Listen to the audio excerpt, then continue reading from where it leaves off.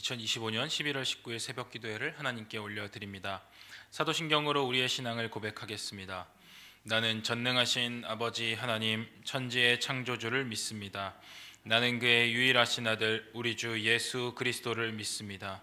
그는 성령으로 잉태되어 동정녀 마리아에게서 나시고 본디오 빌라도에게 고난을 받아 십자가에 못 박혀 죽으시고 장사된 지 사흘 만에 죽은 자 가운데서 다시 살아나셨으며 하늘에 오르시어 전능하신 아버지 하나님 우편에 앉아 계시다가 거기로부터 살아있는 자와 죽은 자를 심판하러 오십니다.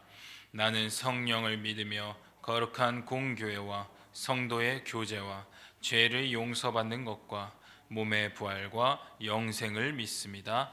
아멘. 찬송가 96장 함께 찬양하겠습니다. 찬송가 96장입니다.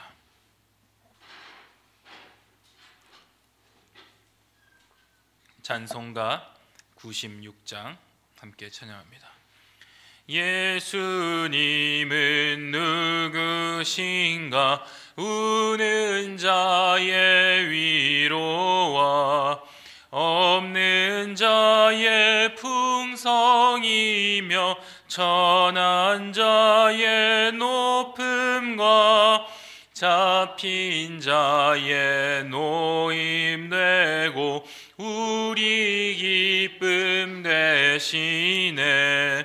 예수님은 누구신가? 약한 자의 강함과 눈먼 자의 빛이시며 병든 자의 고침과 죽은 자의 부활되고 우리 생명 되시네. 예수님은 누구신가? 추한 자의 정함과 죽을 자의 생명이며 죄인들의 중보와 멸망자의 구원되고 우리 평화 되시네. 예수님은 누구신가? 온 교회의 머리와 온 세상의 구주시며 모든 왕의 왕이요 심판하실 주님 되고 우리 영광 되시네. 아멘. 오늘 우리에게 주시는 하나님 말씀은 신약성경 로마서 13장 1절에서 7절까지 말씀입니다.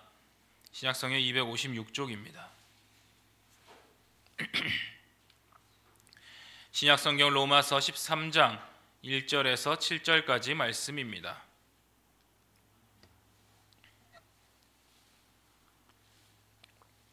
이제 봉독하여 드립니다. 각 사람은 위에 있는 권세들에게 복종하라. 권세는 하나님으로부터 나지 않음이 없나니 모든 권세는 다 하나님께서 정하신 바라. 그러므로 권세를 거스르는 자는 하나님의 명을 거스름이니 거스르는 자들은 심판을 자취하리라. 다스리는 자들은 선한 일에 대하여 두려움이 되지 않고 악한 일에 대하여 되나니 내가 권세를 두려워하지 아니하려느냐? 선을 행하라. 그리하면 그에게 칭찬을 받으리라. 그는 하나님의 사역자가 되어 내게 선을 베푸는 자니라. 그러나 내가 악을 행하거든 두려워하라. 그가 공연히 칼을 가지지 아니하였으니 곧 하나님의 사역자가 되어 악을 행하는 자에게 진노하심을 따라 보응하는 자니라. 그러므로 복종하지 아니할 수 없으니 진노 때문에 할 것이 아니라 양심을 따라 할 것이라. 너희가 조세를 바치는 것도 이로 말미암음이라. 그들이 하나님의 일꾼이 되어 바로 이 일에 항상 힘쓰느니라. 모든 자에게 줄 것을 주되 조세를 받을 자에게 조세를 바치고 관세를 받을 자에게 관세를 바치고 두려워할 자를 두려워하며 존경할 자를 존경하라. 아멘. 네, 13장 우리 로마서 말씀에서 사도 바울은 국가 또 그리고 정치 권력, 또 통치자와의 관계를 말씀합니다. 일반적으로 성도들이 신앙의 문제와 국가, 교회와 정치, 믿음과 또 이 땅의 시민으로서의 삶을 분리해서 생각하기 쉽지만 오늘 성경 말씀은 이 둘을 따로 떼어놓지 않습니다. 우리는 이 땅에서 두 가지 시민권을 가지고 살아갑니다. 하나는 하늘의 시민권이고 또 다른 하나는 이 땅에서의 시민권인 것입니다. 하늘 시민권을 가진 사람은 이 땅에서의 시민으로서도 복음의 증인들답게 또 하나님 나라 백성답게 살아야 하는 줄로 믿습니다. 세상의 독재자들은 일반적으로 성경 말씀을 싫어합니다. 그것이 진리이기 때문이죠. 유독 한 구절은 좋아한다고 하는데 오늘 본문 1절 각 사람은 위에 있는 권세들에게 복종하라. 권세는 하나님으로부터 나지 않음이 없나니 모든 권세는 다 하나님의 정하신 바라는 말씀이라 합니다. 저는 신앙의 토대를 두고 법을 지키려 나름 애를 씁니다. 우리가 그리스도인으로서 성경 말씀에 권위를 부여하고 지키려고 애쓰는 것처럼 세상의 법도 나름 지키려고 애를 쓰는 겁니다. 그래서 성경 말씀에 순종하는 마음으로 운전할 때에도 가급적이면 교통법규를 지키려 하고 신호대로 운전하려고 애를 씁니다. 그렇다고 제가 100% 그 법대로 사느냐 하는 것은 아닙니다.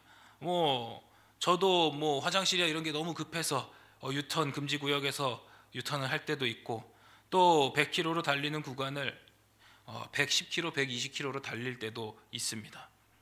그러나 제 마음속에 한 가지 원칙이 있는데 그렇게 규칙을 어기다가 교통경찰 순경에게 이렇게 걸렸을 때 절대로 항의하지 않는다는 겁니다. 어떤 때는 제가 본인이 잘못해 놓고도 그런 단속에 이렇게 걸렸을 때 마음속으로 화가 날 때도 있습니다. 이유는 모르겠습니다만 그럴 때가 있죠. 하지만 그것을 참고 경찰들의 권위를 인정하려 하는 겁니다. 아무튼 질서를 지키려고 나름 애를 쓰는 거죠. 세상의 법 질서를 지키려고 애쓰는 것은 진리의 말씀에 순종해서 사는 우리 그리스도인들의 신앙생활에도 많은 도움을 줍니다.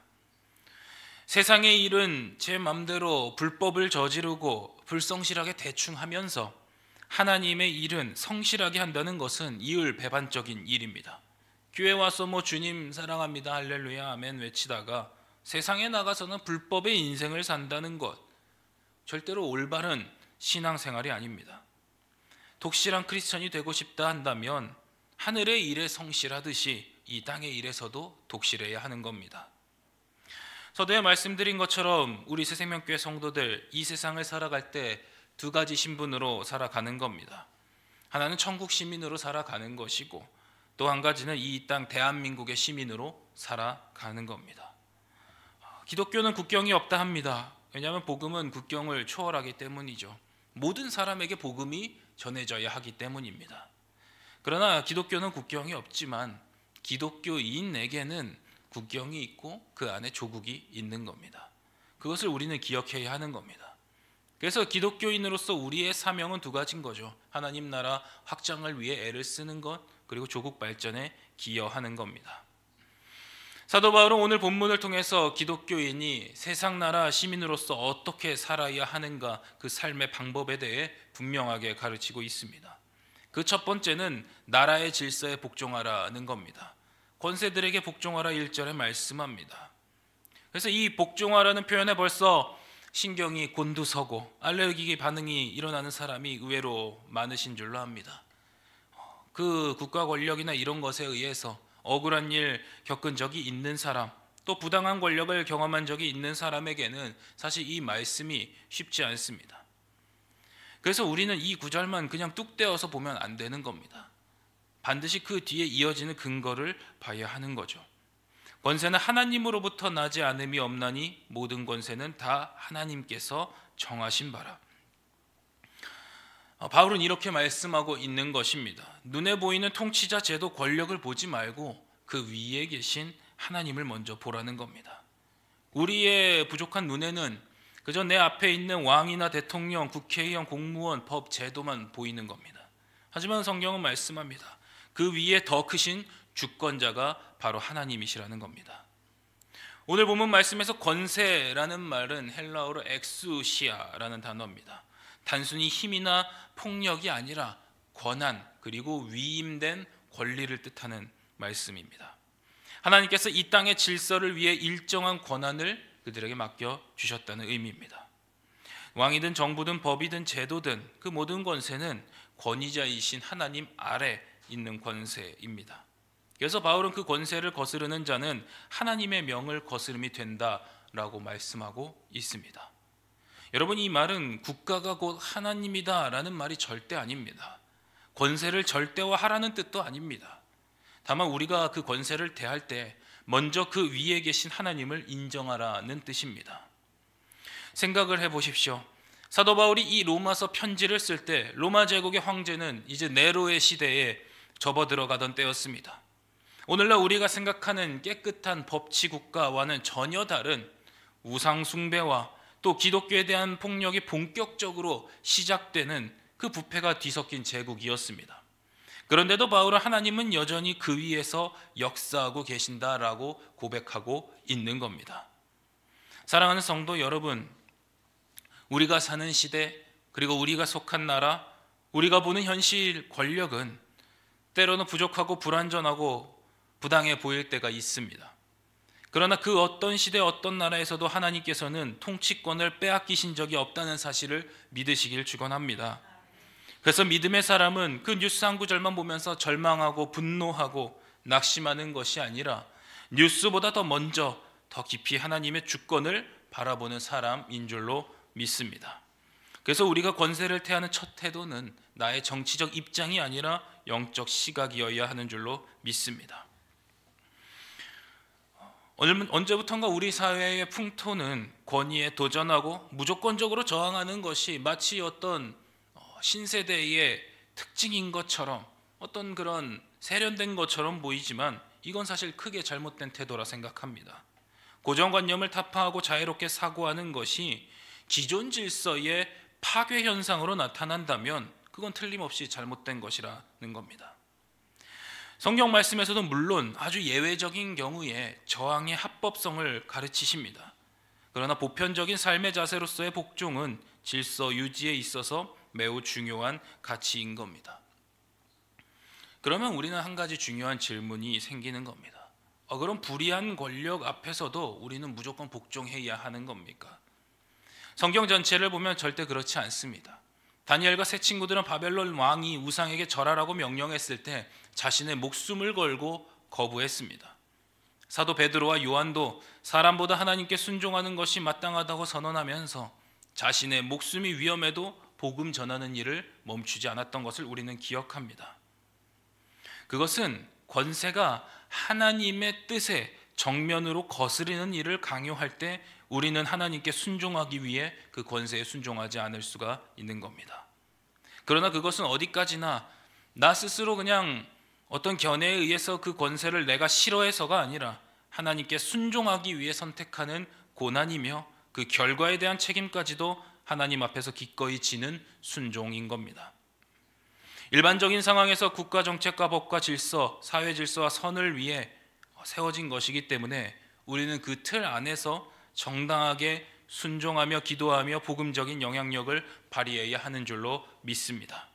그렇기 때문에 우리가 반드시 해야 되는 것이 있습니다. 그건 바로 위정자들을 위해 기도해야 하는 겁니다. 이 땅의 시민으로서 그들이 하나님을 두려워하고 또 올바른 정치를, 백성들을 위한 정치를 할 수 있도록 기도하고 또 그들을 면밀히 관찰해야 하는 겁니다. 두 번째로 주인의식을 가지고 우리는 복종해야 하는 겁니다. 그리스도인은 국가와 사회에 적극적으로 기여해야 합니다. 저는 그래서 개인적으로 그리스도인들이 공부도 잘하고 운동도 잘하고 돈도 잘 버셨으면 좋겠습니다. 그런데 소위 신령하다라고 스스로 생각하는 그리스도인들이 이 세상은 죄악으로 가득 찼으니 소망이 없다면서 사회에 대해서는 무관심한 쪽으로 도피하는 신앙생활을 하려고 하고 기도원으로 피신하는 생활을 하려 합니다. 그러나 이건 잘못된 겁니다. 그리스도인은 절대 냉소주의자가 되어서는 안 되는 겁니다. 밖으로 빙빙 돌면서 비판하고 꼬집고 생채기 내는 것은 올바르지 못합니다. 이 땅은 바로 우리들이 호흡하며 살아가는 땅이고, 이 땅을 지키고 살기 좋은 곳으로 건설하는 것이 우리에게 주신 역사적 사명입니다. 골로새서 3장 22절 23절 말씀입니다. 종들아 모든 일에 육신의 성전들에게 순종하되 사람을 기쁘게 하는 자와 같이 눈가림만 하지 말고 오직 주를 두려워하여 성실한 마음으로 하라. 무슨 일을 하든지 마음을 다하여 주께 하듯 하고 사람에게 하듯 하지 말라. 아멘. 이 땅을 하나님께서 내게 주신 땅으로, 내게 허락하신 국가로 생각하고 주인의식을 가지고 우리 조국을 위해 최선을 다하는 것이 우리에게 맡겨진 사명 중에 하나인 줄로 믿습니다. 요즘에 많은 분들이 내가 어떤 회사의 노예다라고 자조적으로 말씀하시는 것을 종종 듣습니다.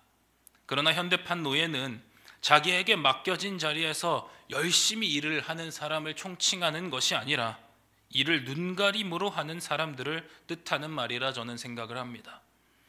회사 일도 사장이 볼 때에야 열심히 하는 채 하고, 보지 않으면 그저 속된 말로 농땡이 치는 삶을 산다면 그야말로 그것이 노예의 삶이 아니겠습니까? 그런 말씀에 비추어 볼 때 우리 새생명교회 성도들은 가히 주인의식을 가지고 진실하고 올바른 분들이라 저는 생각합니다. 특히 우리 교회에서 식당에서 봉사하시는 분들을 바라볼 때 그런 생각을 합니다. 식당에서 반찬 한 가지를 만들어도 사랑의 마음으로 내 식구들을 먹일 것처럼 준비하시는 모습을 볼 때 얼마나 감동이 있습니까? 그렇게 주인의식을 가지고 성도를 진실로 사랑하는 것이 하나님 나라의 일이기도 합니다만 또 조국을 사랑하고 기여하는 일이라고 저는 믿습니다. 그 사랑을 느끼고 회복된 성도들이 각자의 삶의 자리에서 또 돌아가 회복된 몸과 마음으로 최선을 다해 살아간다면 그것이 주님 나라 위에 헌신하는 일이고 또 우리나라를 위해 헌신하는 일이라 생각을 합니다. 하나님께서 주님 나라 위에 헌신하시는 모든 권사님들과 집사님들의 수고를 아시고 축복하여 주실 줄로 믿습니다. 이렇게 우리는 어디서나 주인의식을 가지고 내게 맡겨진 모든 삶의 터전에서 복종하며 최선을 다해야 하는 겁니다. 마지막으로 세금을 많이 내야 합니다. 로마서 13장 6절 7절 말씀입니다. 너희가 조세를 바치는 것도 이로 말미암음이라. 그들이 하나님의 일꾼이 되어 바로 이 일에 항상 힘쓰느니라. 모든 자에게 줄 것을 주되 조세를 받을 자에게 조세를 바치고 관세를 받을 자에게 관세를 바치고 두려워할 자를 두려워하며 존경할 자를 존경하라. 세금을 잘 내는 것, 많이 내는 것이 애국하는 첫걸음입니다. 세금으로 국가가 유지되고 그 혜택이 많은 백성들에게 분배되기 때문입니다. 물론 내가 피땀 흘려 애써 번 돈을 국가에 바치기가 아까운 마음이 들 때가 있습니다. 뉴스를 보며 나라의 도둑이 이렇게 많은데 내가 세금을 내야 하는 건지, 아니 걷어가도 또 이렇게 많이 걷어가느냐 생각이 들 때도 있습니다.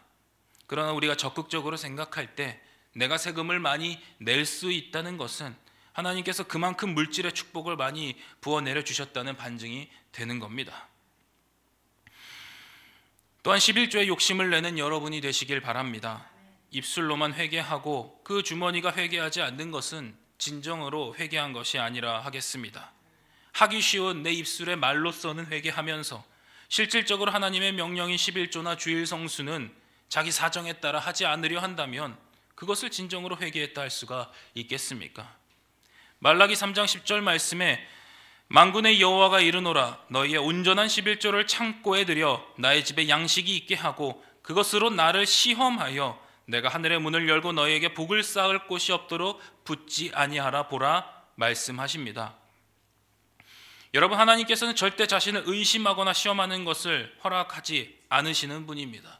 그런데 성경에 유일하게 말씀하십니다. 11조를 너희들이 해보고 내가 복을 주는지 안 주는지 나를 시험해 보라 말씀하고 계신 겁니다.